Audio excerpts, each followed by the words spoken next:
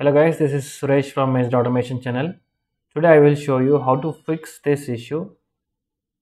This issue caused whenever you push any build to remote, which says support for password authentication was revoked on August 13. Please use the personal access token instead.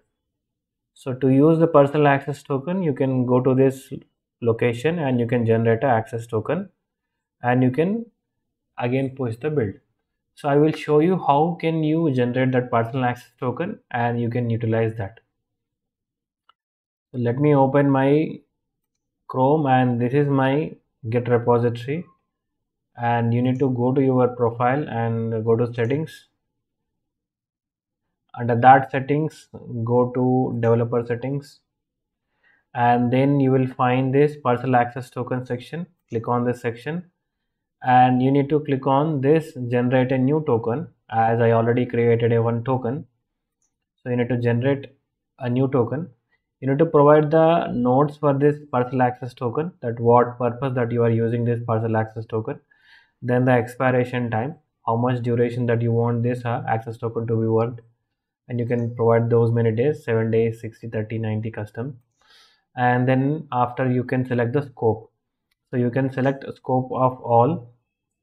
You can provide all the checkboxes here and you can click on generate token. Right, you need to provide this nodes here. So once you done, it will generate like this. So it will generate a token like this and you can utilize this token to further to push the builds.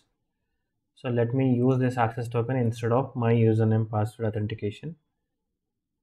I'm trying to push a build. It's asking me for username.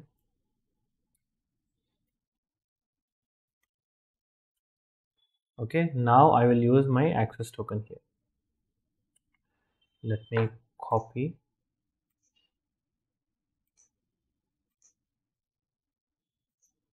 Okay, I just did. So it says everything is up to date.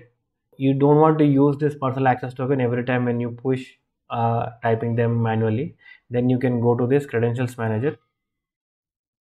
Under that credentials manager, you can go to this Windows credentials, and there you can set your personal access token. From here you can use the generic credentials and click on this add, and generally that we used to provide this github.com, and you need to provide that github.com here, and you can provide your username and then access token. Let me remove this, copy the access token, right, click OK. Right, it will add like this. So this is the one way where you can add the credentials in credentials manager. It will not ask every time, because it is configured, it will utilize those credentials from there. So this is how we fix the issue which caused by authentication, which is an error of 403. I hope this information is useful for you. In case if you are new to my channel, do subscribe. Thank you for watching.